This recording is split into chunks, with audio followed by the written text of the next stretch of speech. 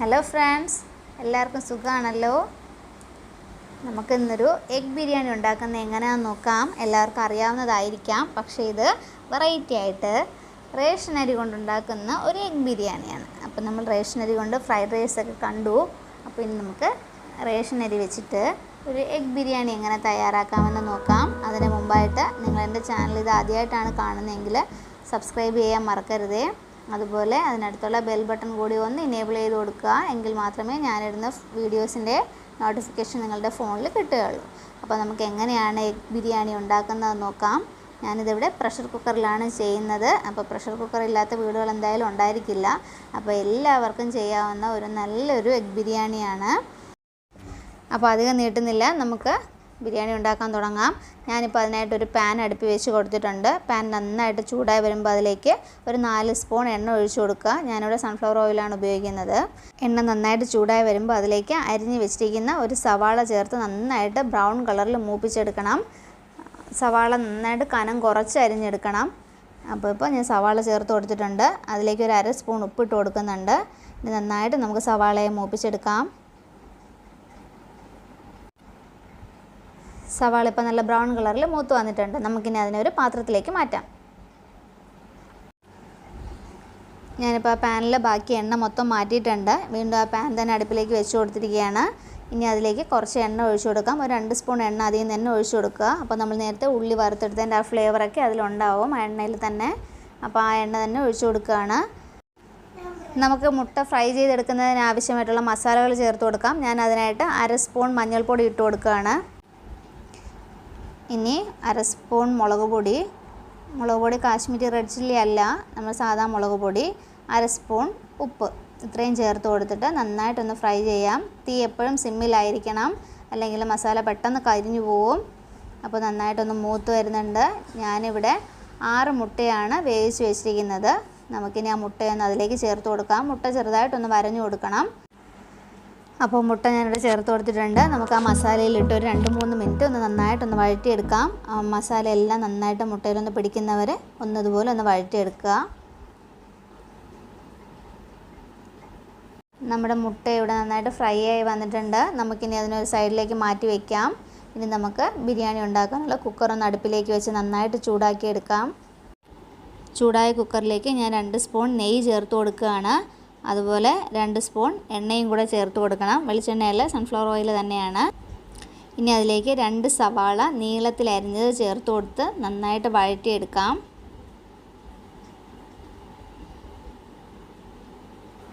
ഞാനിവിടെ 2 വലിയ സവാളയാണ് എടുത്തിരിക്കുന്നത്. നിങ്ങളുടെ സവാളയുടെ വലിപ്പം അനുസരിച്ച് 2ഓ 3ഓ എടുക്കുക.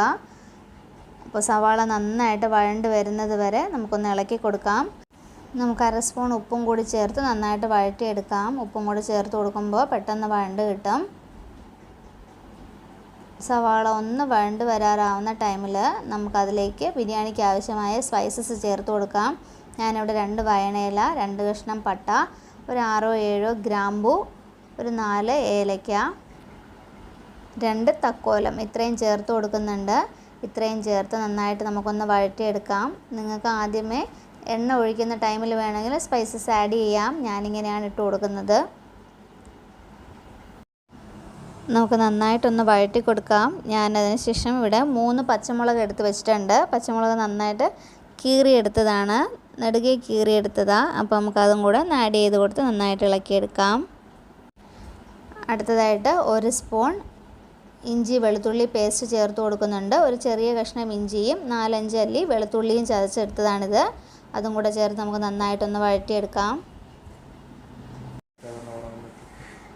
ഇപ്പോൾ നന്നായിട്ടൊന്ന് സോഫ്റ്റായി വരുന്നുണ്ട്. ഇനി നമുക്കതിലേക്ക് 3 തക്കാളി ചെറുതായിട്ട് അരിഞ്ഞതിനെ ഇട്ട് കൊടുക്കാം. ഞാനിപ്പോൾ ഇവിടെ നന്നായിട്ട് പഴുത്ത തക്കാളിയാണ് എടുത്തിരിക്കുന്നത്. അപ്പോൾ തക്കാളിയുടെ അളവ് നിങ്ങളുടെ കയ്യിലിരിക്കുന്ന സൈസ് നോക്കിയിട്ട് വേണം ഇട്ട് കൊടുക്കാൻ. ഞാനിവിടെ 3 വലിയ തക്കാളിയാണ് എടുത്തിരിക്കുന്നത്. തക്കാളി നന്നായിട്ട് വഴണ്ട് വരുന്ന ടൈം കൊണ്ട് നമുക്ക് ഇതിലേക്ക് ചേർക്കുന്നതിന് ആവശ്യമായിട്ടുള്ള മസാലകൾ റെഡിയാക്കി എടുക്കാം. അതിനായിട്ട് നമുക്ക് 1 കപ്പ് തൈര് എടുക്കാം. അധികം പുളിപ്പില്ലാത്ത തൈരാണ് ഞാനിവിടെ എടുത്തിരിക്കുന്നത്.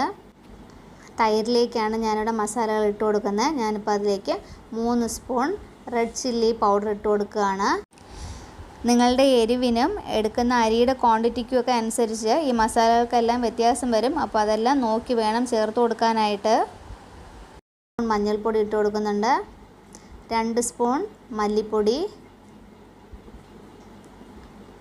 2 സ്പൂൺ പെരിഞ്ജീരകം പൊടിച്ചത്, പെരിഞ്ജീരകം പട്ട ഗ്രാമ്പു എല്ലാം കൂടി ചേർത്ത് പൊടിച്ച കറി മസാല, അതും 2 സ്പൂൺ ചേർത്ത് കൊടുക്കുന്നുണ്ട്. ഇതിനെ നമുക്ക് നന്നായിട്ട് ഈ തൈരിലൊന്ന് മിക്സ് ചെയ്തെടുക്കാം.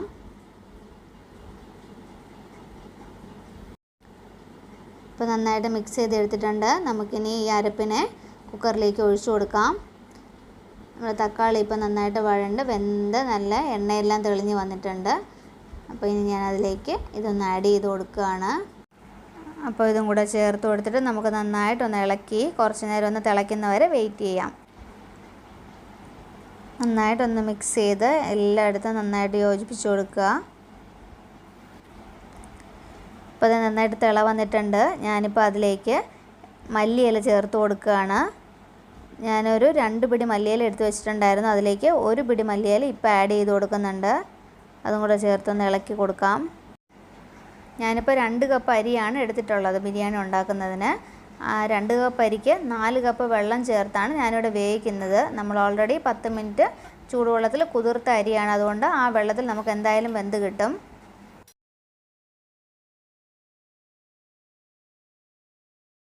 ഞാനിപ്പോൾ റേഷനരി ആയതുകൊണ്ടാണ് ചൂടുവെള്ളത്തിൽ കഴുകി എടുക്കുന്നത്. നിങ്ങൾ ബസുമതി റൈസ് ഉപയോഗിച്ചും ഇതിങ്ങനെ ഉണ്ടാക്കിയെടുക്കാം, ഇതേ മെത്തേഡിൽ തന്നെ. അപ്പോൾ അതാണ് ഈ ചൂടുവെള്ളത്തിൽ കഴുകുന്നത്. അപ്പോൾ നമുക്ക് സാധാരണയായിട്ട് റേഷനരിക്ക് ഒരു ചെറിയ സ്മെല്ലുണ്ടാവുമല്ലോ, അപ്പോൾ അതുകൊണ്ടാണ് ചൂടുവെള്ളത്തിൽ കഴുകിയെടുക്കുന്നത്. അപ്പോൾ നമ്മുടെ മസാലകളെല്ലാം നന്നായിട്ട് വഴണ്ട് വന്നിട്ടുണ്ട്. അപ്പോൾ ഇനി നമുക്കതിലേക്ക് അരി ചേർത്ത് കൊടുക്കാം. അരി ചേർത്ത് നന്നായിട്ടൊന്ന് ഇളക്കിയെടുക്കുക. ഞാനിവിടെ ഈ കപ്പിന് 2 കപ്പ് അരിയാണ് എടുത്തിരിക്കുന്നത്.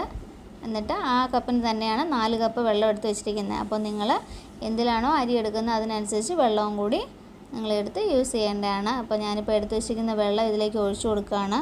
അപ്പോൾ നന്നായിട്ട് നമുക്കൊന്ന് മിക്സ് ചെയ്ത് കൊടുക്കാം. അപ്പോൾ നമ്മൾ നേരത്തെ ഉപ്പ് കുറച്ച് ഇട്ട് കൊടുത്തിട്ടുണ്ടായിരുന്നു ഉള്ളി വഴറ്റുന്ന ടൈമിൽ. ഇനി നമുക്ക് കുറച്ചുകൂടി ഉപ്പ് ആഡ് ചെയ്ത് കൊടുക്കാം. വെള്ളത്തിനേക്കാളും കുറച്ച് മുന്നിട്ട് ഉപ്പ് നിൽക്കണമെങ്കിൽ നമുക്ക് അരിയിൽ ഉപ്പ് തോന്നുള്ളൂ. ഇനി നമുക്ക് വറുത്ത് വെച്ചിരിക്കുന്ന മുട്ട ആഡ് ചെയ്ത് കൊടുക്കാം. അതിൻ്റെ മസാല ഇട്ട് കൊടുക്കുന്നില്ല, മുട്ട മാത്രമേ എടുത്തിട്ട് കൊടുക്കുന്നുള്ളൂ. നേരത്തെ നമ്മൾ വറുത്ത് വെച്ചിരുന്ന സവാള ആഡ് ചെയ്ത് കൊടുക്കാം. അതിൻ്റെ കൂടെ നേരത്തെ 2 പിടി മല്ലിയില എടുത്ത് വെച്ചിരുന്ന അതിൽ 1 പിടി നമ്മൾ നേരത്തെ ചേർത്ത് കൊടുത്തു. ബാക്കി 1 പിടി മല്ലിയിലയും കൂടി ഇതിൻ്റെ മുകളിലേക്ക് വിതറി കൊടുക്കാം. നിങ്ങളുടെ കയ്യിൽ പുതിനയില ഉണ്ടെങ്കിൽ പുതിനയില ആഡ് ചെയ്ത് കൊടുക്കാം. ഞാനിപ്പോൾ ഇവിടെ ഒരു രമ്പയില ചേർത്ത് കൊടുക്കുന്നുണ്ട്. അപ്പോൾ ഇത്രയേ ഉള്ളൂ. നമുക്കിനി കുക്കർ മൂടി വെച്ച് ഒരു വിസിൽ കേൾപ്പിച്ചെടുക്കാം. റേഷനരി ആയതുകൊണ്ടാണ് ഒരു വിസിൽ കേൾപ്പിച്ചെടുക്കുന്നത്. നിങ്ങൾ ബസുമതി അരിയിലാണ് ചെയ്യുന്നതെങ്കിൽ ജസ്റ്റ് 10 മിനിറ്റ് ഒന്ന് വെന്താൽ മതി ലോ ഫ്ലെയിമിൽ. അപ്പോൾ ഞാനിപ്പോൾ ലോ ഫ്ലെയിമിൽ വെച്ചാണ് വിസിൽ കേൾപ്പിച്ചെടുക്കുന്നത്. ഇപ്പോൾ 10 മിനിറ്റ് ആയിട്ടുണ്ട്. ആവിയെല്ലാം നന്നായിട്ട് പോയിട്ടുണ്ട്. നമുക്കൊന്ന് കുക്കർ തുറന്ന് നോക്കാം. നമ്മുടെ എഗ് ബിരിയാണി ഇവിടെ റെഡിയായി വന്നിട്ടുണ്ട്. നമുക്കൊരു സർവിങ് പ്ലേറ്റിലേക്ക് മാറ്റാം. അപ്പോൾ നമ്മുടെ എഗ് ബിരിയാണി ഇവിടെ റെഡി ആയിട്ടുണ്ട്. അപ്പോൾ നമ്മൾ സാധാരണ എപ്പോഴും ചിക്കൻ ബിരിയാണിയൊക്കെ അല്ലേ ഉണ്ടാക്കുന്നത്. അപ്പോൾ അതിനേക്കാളൊരു വെറൈറ്റി ആയിട്ട് ഒരു പ്രാവശ്യം എല്ലാവരും ഇതൊന്ന് ട്രൈ ചെയ്ത് നോക്കണം. അരിക്കൊന്നും വളരെ വിലയും ഇല്ല. അപ്പോൾ ബസ്മതി അരി തന്നെ വാങ്ങി ഉണ്ടാക്കണമെന്നൊന്നും യാതൊരു നിർബന്ധവും ഇല്ല. അപ്പോൾ നമ്മൾ റേഷനരിയോ സാധാരണ അരിയോ കൊണ്ട് തന്നെ നമുക്ക് വീട്ടിൽ വളരെ എളുപ്പത്തിൽ ചെയ്തെടുക്കാവുന്ന നല്ലൊരു ഡിഷാണ്. അപ്പോൾ എല്ലാവരും ട്രൈ ചെയ്ത് നോക്കിയിട്ട് നിങ്ങളെ ഫീഡ്ബാക്ക്സ് അറിയിക്കണം. എല്ലാവർക്കും വീഡിയോ ഇഷ്ടമായിട്ടുണ്ടെങ്കിൽ ലൈക്ക് ചെയ്യണം. നിങ്ങളുടെ ഫ്രണ്ട്സിനും ഫാമിലിക്കും എല്ലാം ഷെയർ ചെയ്യണം. അപ്പോൾ ഇനി നല്ലൊരു വീഡിയോ ആയിട്ട് വീണ്ടും കാണുന്നത് വരെ ടേക്ക് കെയർ. Thank you.